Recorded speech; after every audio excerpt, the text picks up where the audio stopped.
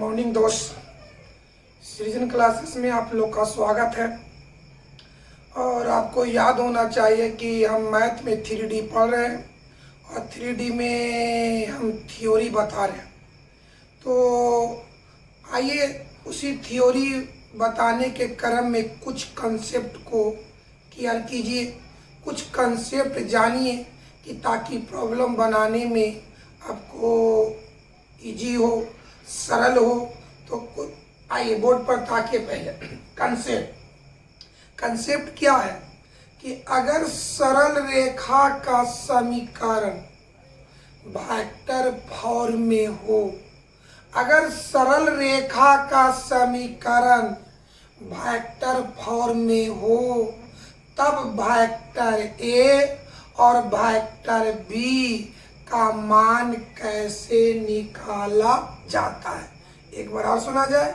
यदि सरल रेखा का समीकरण वेक्टर फॉर्म में हो, तब वेक्टर ए और वेक्टर बी का मान कैसे निकाला जाता है, कैसे ज्ञात किया जाता है, इसी के संबंध में कंसेप्ट जानिए। देखिए कंसेप्ट क्या है कि यदि सरल रेखा का समीकरण वेक्टर फॉर्म में हो, यदि सरल रेखा का समीकरण वेक्टर फॉर्म में हो, तो समीकरण में अचर का जो गुणांक होता है, अचर का जो गुणांक होता है उसे वेक्टर बी, और अचर के ठीक आगे जो वेक्टर होता है उसे वेक्टर ए माना जाता है।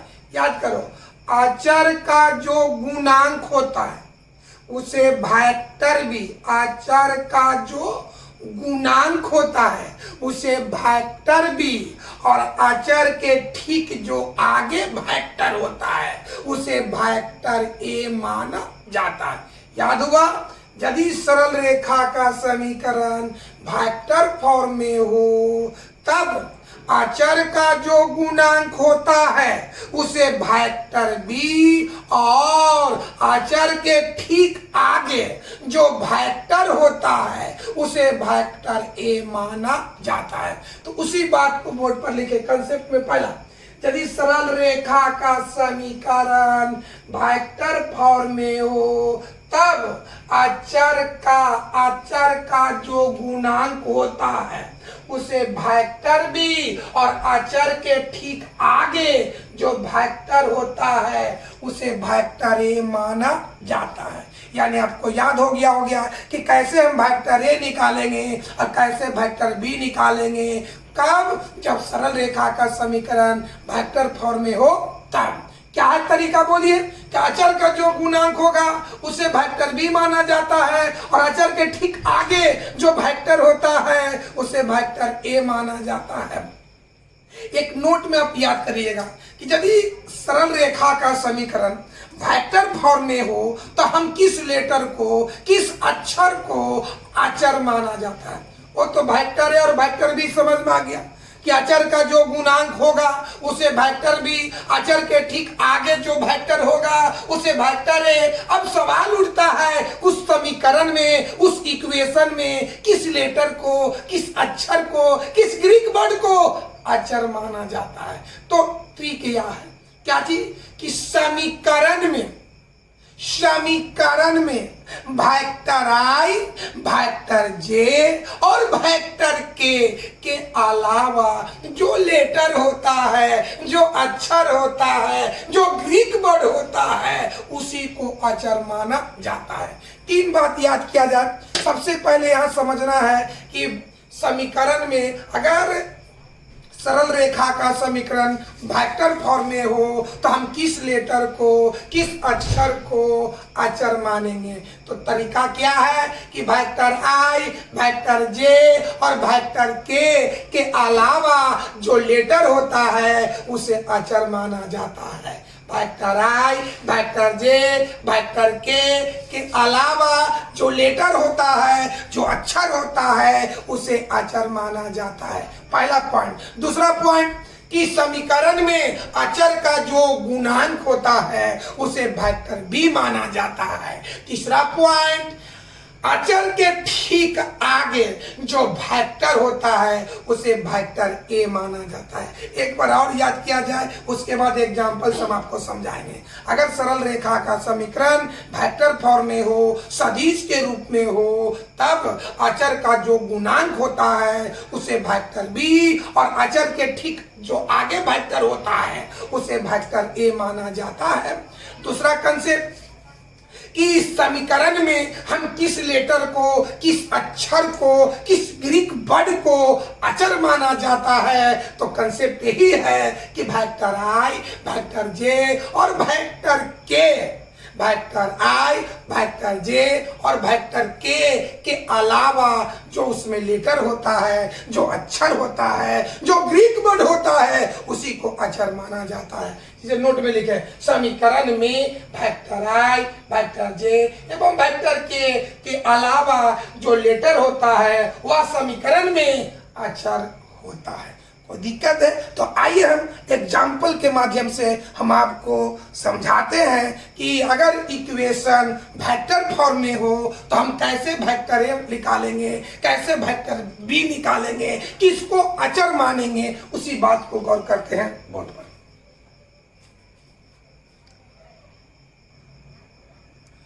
हाँ बाबू, तो आइए एग्जाम्पल के माध्यम से हम वेक्टर ए और वेक्टर बी निकालते हैं।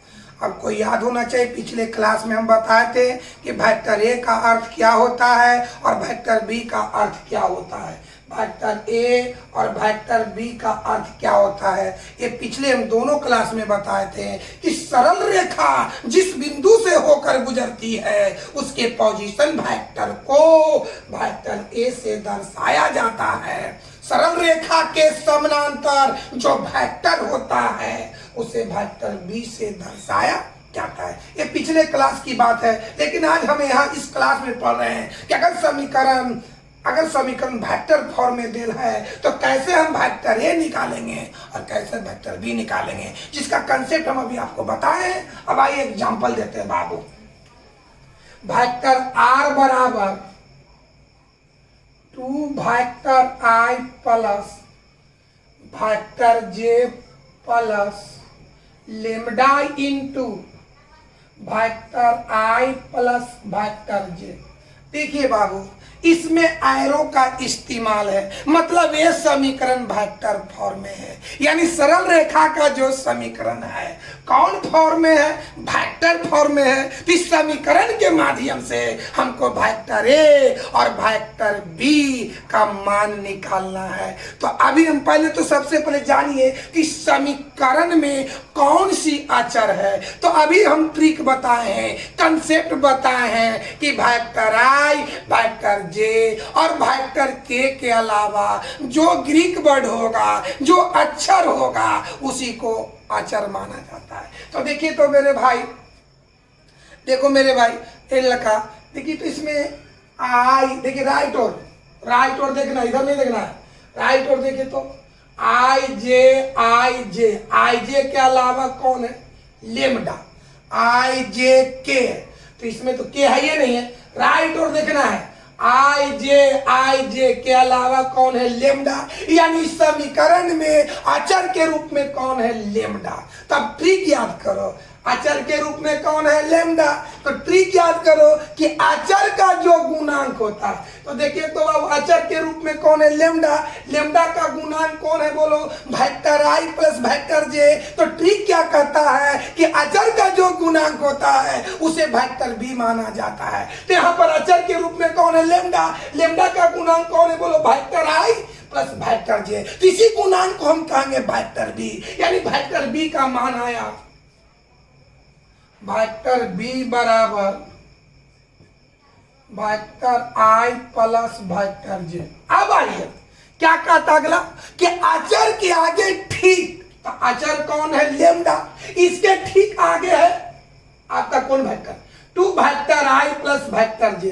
अचर के आगे, अचर के ठीक आगे जो वेक्टर होता है उसे वेक्टर ए माना जाता है। तो यहाँ पर अचर कौन है? लेमडा। तो लेमडा के आगे आपको ई है, इसको आप क्या पढ़ेंगे? 2 वेक्टर आई प्लस वेक्टर जे, यानी यहाँ पर वेक्टर ए का मान हो गया 2 वेक्टर आई प्लस वेक्टर जे, यानी इस समीकरण के माध्यम से हम वेक्टर ए और वेक्टर बी निकाल लिए। कोई दिक्कत है? यही याद करना है कि समीकरण में राइट ओर, समीकरण में राइट ओर आई जे के अलावा जो लेटर है उसे अचर माना जाता है, और अचर का जो गुणांक होगा उसे वेक्टर बी, और अचर के जो आगे होगा उसे वेक्टर ए माना जाता है। आइए और एग्जांपल देते हैं। देखिए, वेक्टर आर बराबर वेक्टर आई प्लस वेक्टर जे प्लस वेक्टर के, म्यू वेक्टर आई प्लस वेक्टर जे। चलिए आइए, तो बताओ समीकरण के राइट ओर ही आपका ये है, तो बता दी राइट ओर में आई जे के अलावा आई जे के अलावा आपका म्यू है, तो आई जे के अलावा जो रहेगा वही अचर होगा। तो बताइए समीकरण में अचर कौन है? म्यू। तो बताओ बाबू, अचर के रूप में म्यू है, तो म्यू का गुणांक आपका ई है। बताओ मेरे भाई, यहाँ पर अचर के रूप में कौन है? म्यू। तो म्यू का गुणांक आपका ई है। तो ट्रिक याद करें, अचर कौन है? म्यू। बताओ, यहाँ इस समीकरण में अचर म्यू है, तो अचर के गुणांक को क्या कहते हैं? Vector B. तो यहाँ पर अचर का गुणांक ई है, यानी वेक्टर बी का मान वेक्टर आई प्लस वेक्टर। फिर एक बार समझा, इस समीकरण के राइट ओर आई जे के अलावा है म्यू, यानी यहाँ पर अचर के रूप में म्यू है। तो अब बताओ, अचर के गुणांक को हम वेक्टर बी कहते हैं। तो अचर है म्यू, इसका गुणांक है वेक्टर आई प्लस वेक्टर जे, तो ये आपका हो गया वेक्टर बी, और अचर के आगे आपका ई है, ए है। ई हो गया अचर, देख बाबू, ई हो गया अचर तो म्यू, तो ई हो गया अचर का गुणांक, ई हो गया अचर के ठीक आगे। तो बता, अचर के गुणांक को वेक्टर बी, यानी ई हो गया वेक्टर बी का मान, और ई हो गया वेक्टर ए का मान। आइए मेरे भाई, वेक्टर बी बराबर vector I plus vector J, vector A बराबर वेक्टर आई प्लस वेक्टर जे प्लस वेक्टर के। कोई दिक्कत है? बोर्ड पर देखिए बढ़िया से, और उदाहरण देते हैं बाबू।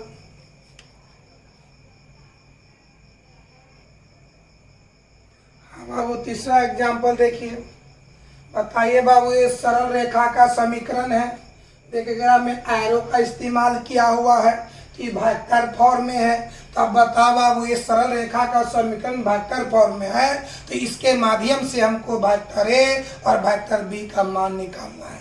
तो सबसे पहले अचर की पहचान करना है, अचर की पहचान। तो समीकरण के राइट ओर, समीकरण के राइट ओर ही है। तो देखिए, तो समीकरण के राइट ओर में वेक्टर आई, वेक्टर जे और वेक्टर के अलावा कौन है? आई जे के। तो वेक्टर आई, वेक्टर जे, वेक्टर के अलावा गौर से करिएगा तो एस है, यानी वेक्टर आई, वेक्टर जे और वेक्टर के अलावा इसमें देखिएगा ये 3 लेटर को छोड़ दीजिएगा तो आपको एस बचेगा, यानी इस समीकरण में अचर के रूप में एस है, अचर के रूप में एस है। तो अब क्या करिएगा कि एस वाला को एक साथ और बिना एक्स वाला को एक साथ, एस वाला पद को एक साथ और बिना एक्स वाले पद को एक साथ करेंगे। आइए चलिए, वेक्टर आर बराबर विदाउट एस वाला, तो देख विदाउट इसमें एस नहीं है, एकरो में एस नहीं है, एकरो में एस नहीं है, इसको एक साथ करिए। माइनस वेक्टर आई प्लस वेक्टर जे माइनस वेक्टर के। अब आइए, अब एस वाला, तो एस वाला चलिए एस वेक्टर आई प्लस 4s वेक्टर जे प्लस 5s वेक्टर k। चलिए अब आगे बढ़िए। वेक्टर r बराबर minus vector i plus vector j minus vector k। S common लेना, यहाँ बचतवा वेक्टर i, तो यहाँ एस निकल गया तो बचता 4 वेक्टर j 5 वेक्टर k। चलिए आइए, तो अब बताओ इस समीकरण के माध्यम से वेक्टर ए और वेक्टर बी, तो यहाँ अचर के रूप में एस है, तो अचर का जो गुणांक बताओ, एस क्या है? अचर। एस क्या है? अचर। तो अचर के गुणांक को हम कहेंगे वेक्टर बी, यानी वेक्टर बी का मान हो गया वेक्टर बी बराबर वेक्टर आई प्लस 4 वेक्टर जे प्लस 5 वेक्टर के। और अचर कौन? एस। तो अचर के ठीक आगे जो रहेगा वो आपका हो गया वेक्टर ए। तो वेक्टर ए बराबर माइनस वेक्टर आई प्लस वेक्टर जे माइनस वेक्टर के। ये था आपका वेक्टर ए और वेक्टर बी निकालने का तरीका। वेक्टर ए का मतलब कि सरल रेखा जिस बिंदु से होकर गुजरती है उसकी पोजीशन वेक्टर को वेक्टर ए कहा जाता है। और सरल रेखा के समानांतर जो वेक्टर होता है उसे वेक्टर बी से दर्शाया जाता है, यानी वेक्टर बी कहा जाता है। तो ये था आपका कंसेप्ट, ये था आपका तरीका वेक्टर ए और वेक्टर बी निकालने का तरीका। कब? यदि सरल रेखा का समीकरण वेक्टर फॉर्म में हो तब। अब चलिए अब अगले कंसेप्ट पर हम विचार करते हैं। बाबू एक बार हम आपसे बोलते हैं कि घर पर इस तरह से आप प्रैक्टिस कीजिएगा वेक्टर ए और वेक्टर बी निकालने का, कि ताकि हम यदि एक्सरसाइज में या ऑब्जेक्टिव बताएं तो आपको कोई दिक्कत नहीं हो। तो आइए हम अगले कंसेप्ट पर हम विचार करते हैं।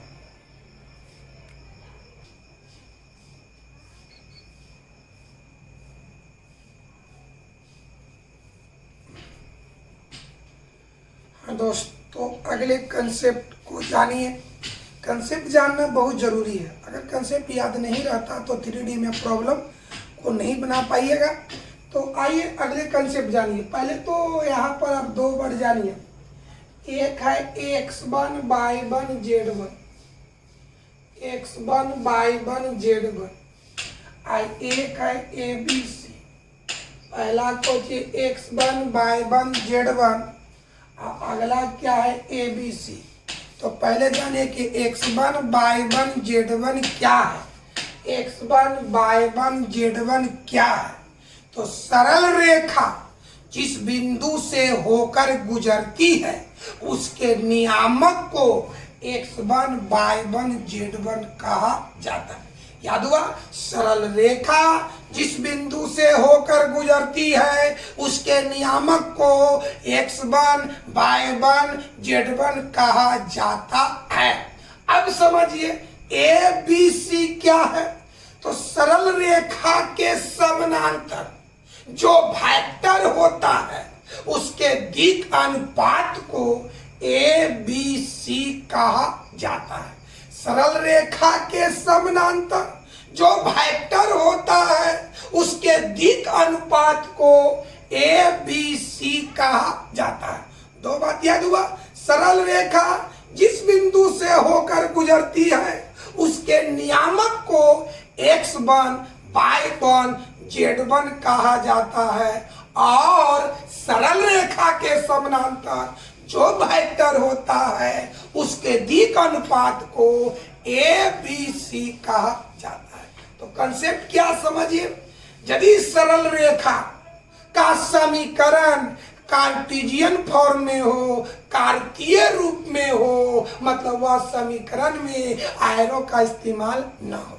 तो यदि सरल रेखा का समीकरण कार्टेशियन फॉर्म में हो, कार्तीय रूप में हो, तब x1 y1 z1 तथा ABC का मान कैसे निकाला जाता है समझा जाए। यदि सरल रेखा का समीकरण कार्टेशियन फॉर्म में हो तब उस समीकरण से x1 y1 z1 तथा a b c का मान कैसे निकाला जाता है। तो आइए कंसेप्ट देखा जाए। क्या लिखे, यदि सरल रेखा का समीकरण कार्डियन फॉर्म में हो तब x1 y1 z1 तथा a b c का मान इस प्रकार निकाला जा सकता है। क्या ट्रिक है, तो सुनिए बाबू। x1 y1 z1 a b c का मान निकालने का क्या तरीका है, कब, यदि सरल रेखा का समीकरण कार्डियन फॉर्म में हो तब क्या है तरीका, सुना जाए। सबसे पहले समीकरण के सभी पदों में, अगर सरल रेखा का समीकरण कार्डियन फॉर्म में हो तो वहां 3 पद होता है, 1 2 3।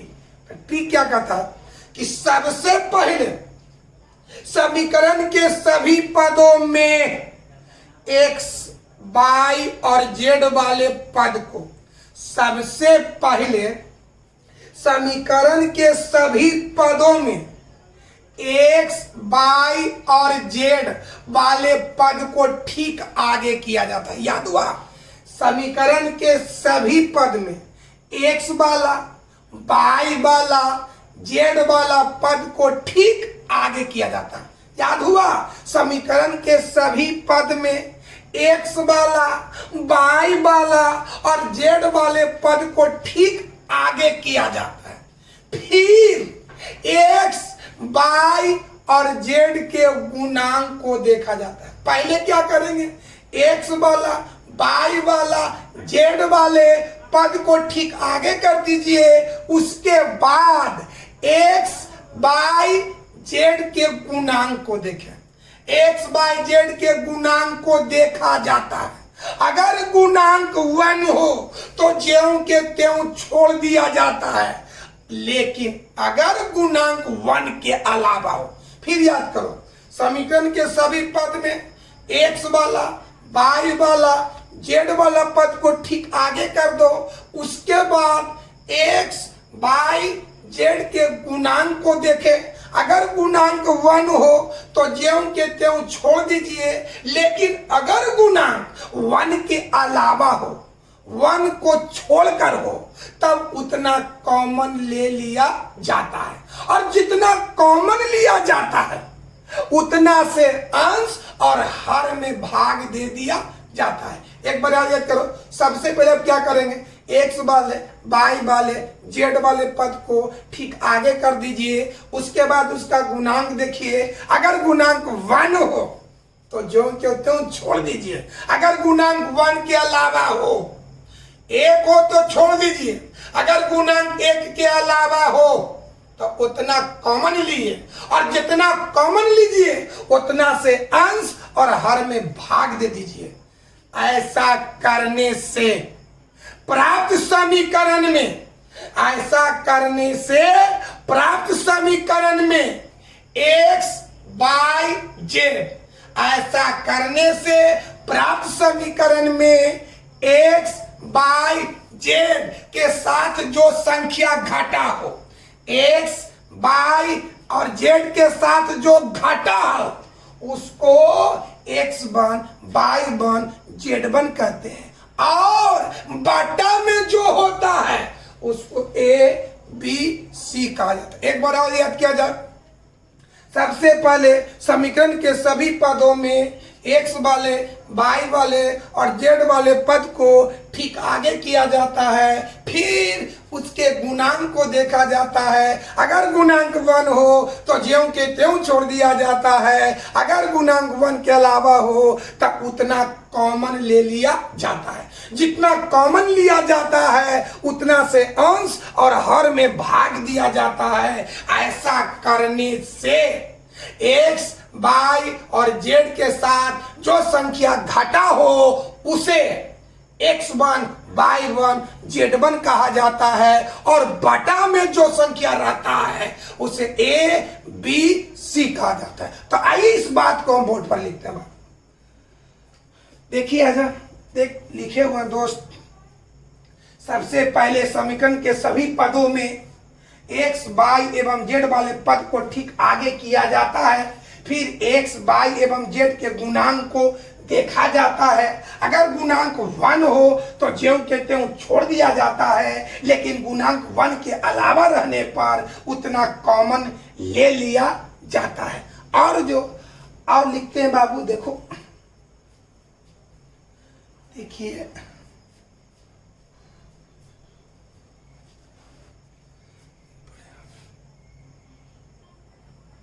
हाँ बाबू, तो अभी तक हम नीचे निकाले थे कि अगर गुणांक 1 के अलावा हो तो उतना कॉमन ले लिया जाता है, और जितना कॉमन लिया जाता है उतना से अंश, देखिए, और जितना कॉमन लिया जाता है उतना से अंश और हर में भाग दे दिया जाता है। ऐसा करने से प्राप्त समीकरण में एक्स वाई एवं जेड के साथ जो संख्या घटा होता है उसे x1 y1 z1 तथा बटा वाला संख्या को a b c माना जाता है।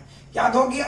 यानी ट्रिक एक क्वेश्चन यही था कि अगर सरल रेखा का समीकरण कार्तीय रूप में हो तो उससे x1 y1 z1 तथा a b c कैसे निकाला जाता है। तो ट्रिक यही है कि समीकरण के सभी पदों में x, y और z वाले पद को ठीक आगे कर दीजिए, उसके बाद उसके गुणांक को देखिए। अगर गुणांक 1 है तो छोड़ दीजिए, अगर गुणांक 1 के अलावा है तो उतना कॉमन ले लीजिए, और जितना कॉमन लिए है उतना से अंश और हर में भाग दीजिए। ऐसा करने से प्राप्त समीकरण में देखिए कि x, y और z के साथ कौन सी संख्या घटा है, कौन सी संख्या घटा है, उसको x1 y1 z1 माना जाता है, और बटा वाला संख्या को a b c माना जाता है। एक बात और याद किया जाए कि कॉमन कहने का मतलब क्या होता है कि जितना कॉमन लेते हैं उतना से अंश और हर में भाग दिया जाता है। एक बात और याद कीजिएगा कि समीकरण के सभी पदों में बीच में माइनस का चिन्ह किया जाता है। याद रखिएगा समीकरण के, फिर याद किया जाए एक बार आप बाबू, एक पॉइंट आपको छूट गया है। क्या लिखेंगे कि सबसे पहले x, y और z वाले पद को आगे कर दीजिए, उसके बाद उसके गुणांक को देखिए। अगर गुणांक 1 हो तो छोड़ दीजिए, अगर गुणांक 1 के अलावा हो तो उतना कॉमन ले लीजिए। क्या कीजिए? कॉमन लीजिए।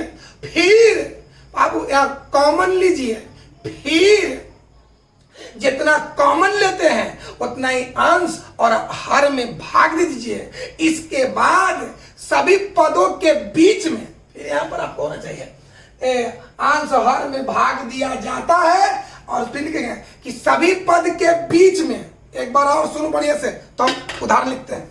क्या चीज? सबसे पहले x, y और z वाले पद को आगे कीजिए, उसके बाद उसके गुणांक देखिए। अगर गुणांक 1 है तो छोड़ दीजिए, अगर गुणांक 1 के अलावा है तो कॉमन ले लीजिए। जितना कॉमन लिए उतना से अंश और हर में भाग दे दीजिए।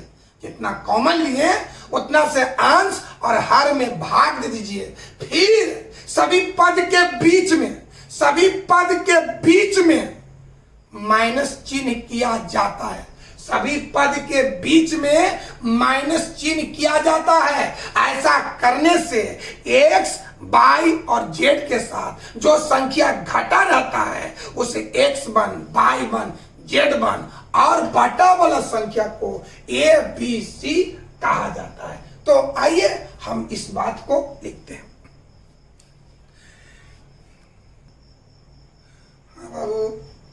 तो इसको थोड़ा सा सुधार लीजिएगा।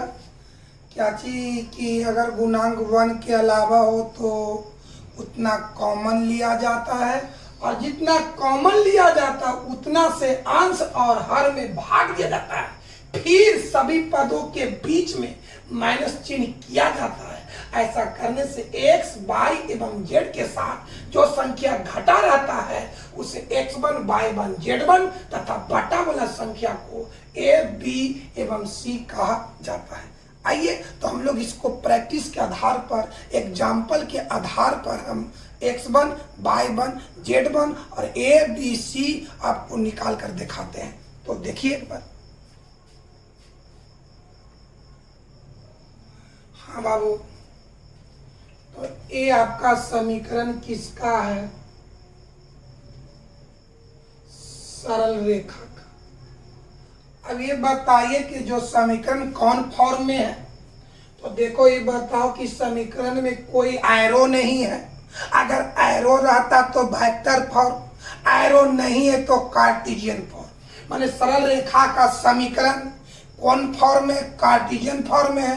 तो अब इस समीकरण से हमको x1, y1, z1, a, b, c निकालना है। तो पहला ट्रिक क्या है कि x वाला, y वाला और z वाले पद को आगे कीजिए। तो देखिए बाबू, इस पता इस टर्म में y वाला तो आगे है ही है, z वाला इसमें आगे है। देख बाबू, इस टर्म में, इस पद में तो y वाला आगे है ही है, z वाला भी आगे है। लेकिन यहाँ देखिए, यहाँ 1 आगे है और x पीछे है। जो आगे उसको छोड़ देना है। यहाँ y आगे है, इस पद में y आगे है, इस पद में z आगे है, लेकिन यहाँ पर x आगे नहीं है, x पीछे है। तो रूल कहता है कि x हो या y हो या z, उसको आगे कीजिए। तो आइए इसको आगे करते हैं।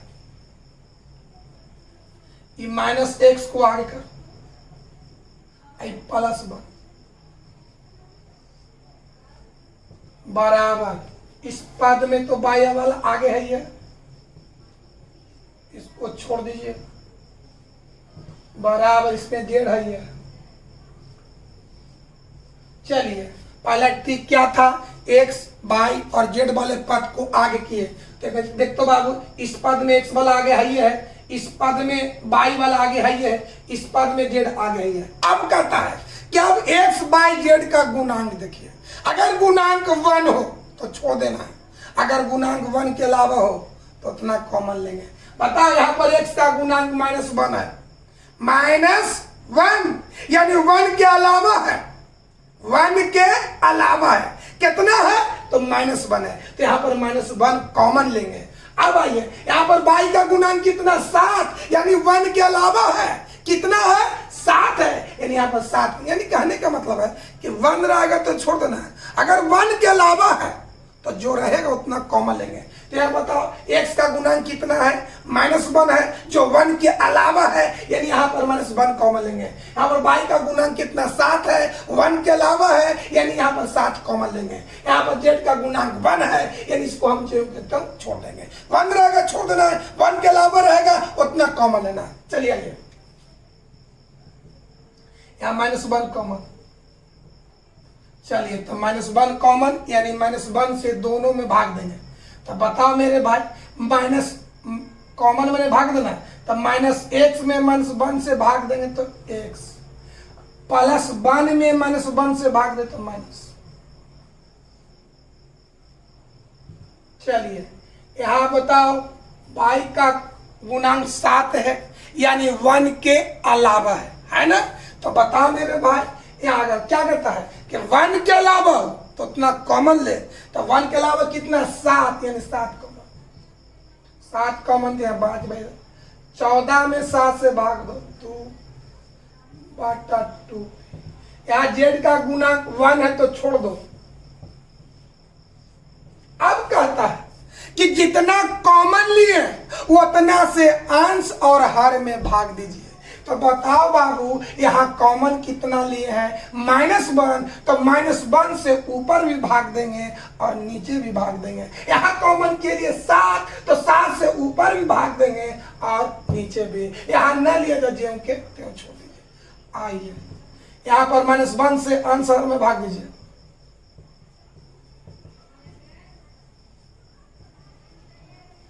बटा 3/-1 7 पाई बाय -2/7 2p/7। चलिए, z -3/2, यानी कुछ नहीं किया है। यहाँ जो कॉमन लिए -1, तो -1 से ऊपर भी और नीचे भी। अब आइए बाबू, क्या होगा दोस्त बताइए।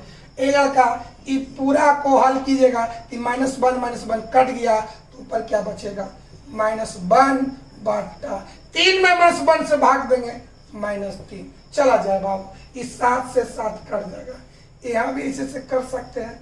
चला बाबू तो ऊपर क्या बचा बाई माइनस कितना 2p बटा 7 बराबर z-3 बटा 2। अब कहता है ऐसा करने से फिर कहता है कि जितना कॉमन लिए उतना से अंश हर में भाग दीजिए। फिर कहता है कि समीकरण के सभी पदों के बीच में माइनस की, तो देखिए तो यहाँ बीच में माइनस है, यहाँ बीच में माइनस है, यहाँ बीच में माइनस है, यानी है माइनस। तो ऐसा करने से ऐसा करने फिर समझा जाए। सबसे पहले x y और z वाले पद को आगे कर दीजिए, फिर गुणांक देखिए 1 है तो छोड़ दीजिए, 1 के अलावा रहे तो उतना कॉमन लीजिए, जितना कॉमन लीजिए उतना से अंश हर में भाग दीजिए, फिर समीकरण के सभी पदों में बीच में माइनस कीजिए। तो ऐसा माइनस कीजिए, ऐसा करने से आपका समीकरण ए प्राप्त हुआ। देखिए ए प्राप्त हुआ तो बताओ यहाँ x के साथ कौन घटल बताइएगा। यहाँ x के साथ कौन घटल है 1, यहाँ y के साथ देखो x के साथ घटाया हुआ 1, y के साथ घटा हुआ 2, z के साथ घटा हुआ 3। तो क्या कहता है x y z के साथ जो घटा है उसको x1 y1 z1। तो बोलो x के साथ कौन संख्या घटल है 1, तो x1 का मान 1, y के साथ कौन घटल है 2, तो y1 के मान 2, z के साथ जो कौन घटल है 3, तो z1 का मान, यानी x1 का मान दे बाबू x के साथ जो घटा हो x1, तो x के साथ घटा वाले 1 यानी x1 का मान 1, y के साथ किसको घटाया 2 यानी y1 के मान 2, z के साथ किसको घटा 3 यानी z1 का मान, माने जो घटा है x के साथ जो घटा है x1, y के साथ जो घटा हुआ y1, z के साथ जो घटा हुआ z1। तो x1 का मान 1, y1 के मान 2, z1 के मान 3। और बटा वाला को a b c, तो यहाँ बटा में -3 2p/7 i/3, तो a का मान -3, b का मान 2p/7, c का मान 2, i क्या हो गया बताइए। x1 का मान हो गया 1, y1 तो y के साथ घटल 2, z1 z के साथ घटल 3। अब आइए बटा वाला को a b c, a का मान -3, b का मान 2p/c, c का मान 2। ये था x1 y1 z1 का मान निकालने का तरीका a b c का। इस तरह से आप प्रैक्टिस कीजिएगा और एग्जाम्पल हम कल आपको बताएंगे। लो वीडियो ज़्यादा लंबा हो रहा है बाबू, इसलिए क्लास को यहीं पर ड्रॉप करते हैं।